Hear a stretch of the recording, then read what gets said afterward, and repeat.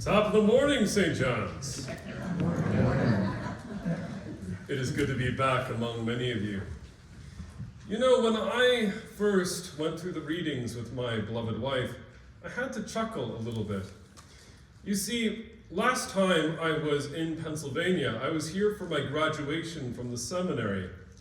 And upon returning to New York State, my home, a minor earthquake occurred in my hometown. Not such an extraordinary, magnificent event as the sky splitting open, but enough to shake and rock people's worlds. So that the following morning, many people in my town, seeing me and my priestly clericals, stopped me in the middle of the street and said, half jokingly, half seriously, "So John, is it that end of the world thing?" Being a rather cheeky guy, I had to respond quoting the rock band REM from the 1990s, "Well, it's the end of the world as we know it, and I'm feeling fine." Isn't it interesting, sisters and brothers, that the question the disciples bring before our Savior Jesus is the very one which we continually ask age after age? Lord, what will be the sign of your coming and of the end of the age? I couldn't help but imagine, in light of my beloved wife's pregnancy, our future little one asking in the back seat of the vehicle, "Are we there yet?" Isn't it interesting as well that whereas we imagine the second coming of our Savior as a matter of fire, brimstone, and wrath in popular culture, and believe me, there will be judgment, it's there in the scripture, the earliest church in 2 Thessalonians is bursting at the seams for the coming of Jesus. So much so, they're kind of freeloading and deciding not to work. Paul has to do his grumpiest and best to remind them to go back to work, because no man knows the day or the hour of our Lord's return. In a similar way, in New York State, I don't know if it's different down here, when my wife and I walked into a local CVS, even though it is November, even though it's not even Thanksgiving yet, there were Christmas decorations inside. Now, let me just say, that's way too soon. But in another sense, this desire for Adventus, this desire for the coming of the Lord Jesus, in another sense, is positive and is good. Because it reminds us, sisters and brothers, that we are in need of our God, that we cannot do it on our own, that our salvation comes not by our own hands, but through the righteousness of Christ, that the just shall live by faith. Curiously enough, Jesus offers two warnings in light of our desire for the presence of the divine in our lives. Warnings concerning a twofold idolatry, one that is kind of religious and spiritual, the other which has more monarchical and frankly political connotations. The first revolves around the temple. Now, I don't know about many of you, it's hard to grasp in our contemporary American culture the emphasis that the ancient world had on the idea of the temple. After all, we can recognize the disciples' admiration of the temple's beauty, stone upon stone, great jewels, artifice. And yet at the same time, we could recognize not only a call to beauty, but a call to the presence of the divine.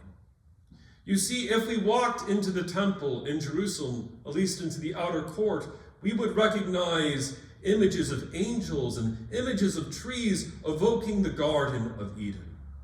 The temple was seen not only as one disposable building among many. If we lose a church, regrettably, we can still reconstruct one in our culture. But in Judaism, the temple was the unique place, the unique spot where God's name, God's presence resided on the earth. And there animals were offered morning and evening to propitiate the sins of the people. And of course, in this holy house, at least before a certain event took place earlier in the Hebrew Bible, you had the Ark of the Covenant, that golden box which melts the faces off of Nazis in Indiana Jones as well. And what we find there, sisters and brothers, is a temptation towards religious externalism and ritualism over relationship. The prophets in the Hebrew Bible emphasize again and again that though the people of God could go through the outward show of religion, pay homage to God with their lips, that if they go after other gods, if they choose their own way over God's way, God would tear that outward show down. And sure enough, 40 years after the resurrection of Jesus, the temple would burn, and the people of God would be forced to renew a sense of their relationship. Now, who is this new temple for us, if not the flesh and blood of the Son of Man, Jesus Christ, of whom we, the Corpus Christi, the body of Christ, are all members? And of course, we can say with hindsight, isn't it magnificent that in a few short minutes, Father Wiki, through the gift of his holy orders, will bring forth the gifts of bread and wine, the body and blood which we shall receive of our Savior. And yet in our own lives, is it not true that in a hasty morning, through all the cares of the world, we may forget the one with whom we have to do? If today we hear his voice, let us not harden our hearts, but walk in a living relationship. The second temptation, the more monarchical or seemingly political one, comes when Jesus says, "Many will come in my name, saying, I am he." Now, I don't know about all of you, I grew up loving watching the Charlton Heston 10 Commandments one too many times. And you might remember a certain burning bush sequence where God reveals his true name as, I am that I am. Yah hirshi yah. What's interesting about that declaration is in the Greek here, we don't have the word he, it's simply I am. What Jesus is stating is that before his second coming, there will be a temptation to elevate ourselves or elevate leaders to the status of God. This was not so dissimilar from Caesar, the imperator in the days of Jesus, claiming divine privileges, Nero going mad with that kind of prerogative, figures like Domitian claiming to be God on the planet Earth, even though they were a man of flesh ruling from Roma, enforcing a peace by the edge of the sword. And although we might say to ourselves, surely we are beyond such things, let us not forget the communist revolutions of the 1917 era that tried to elevate man as the measure of all things, or the French Revolution that decapitated heads of church and state to try and make humanity the measure of justice, or many in our own era today that shamefully will say that they do not need God, that they are the measure of good and evil. Shall we remember the words of the serpent in the Garden of Eden, given to Eve? In the day you eat thereof, your eyes shall be opened, and you shall know both good and evil, and be as God.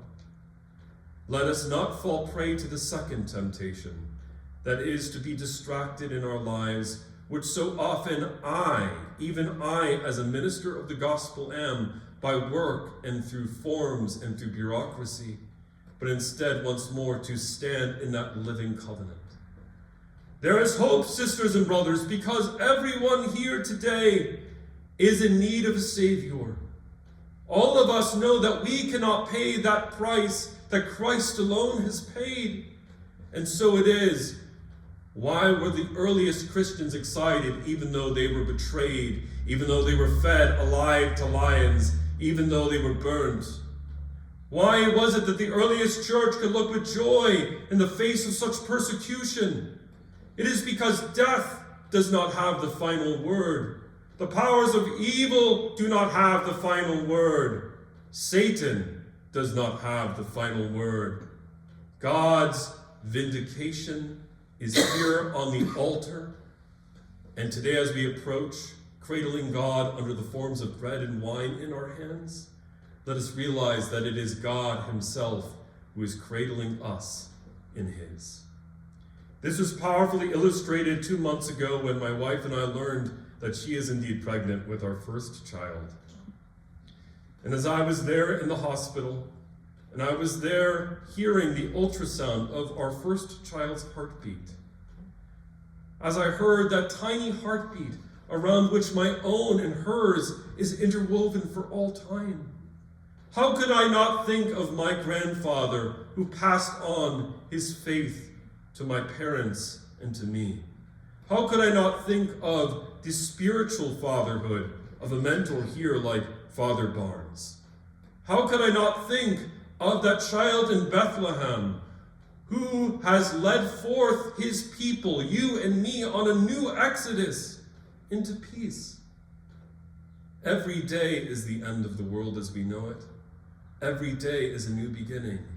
The question is, will we pass on the wisdom that we have received spiritually to the generations that are to come and to those who are around us, proclaiming that Jesus Christ is Lord? Or shall we fall back asleep and let the routines of external religion and the routines of the idolatry of kings and princes take Christ's place? As for we and our house, we shall serve the Lord. All of you, St. John's, give myself and my wife the deepest hope as we embark on not only parenthood, but on our calling to be ministers of the gospel. Myself, a pastor, my wife, her calling towards the diaconate.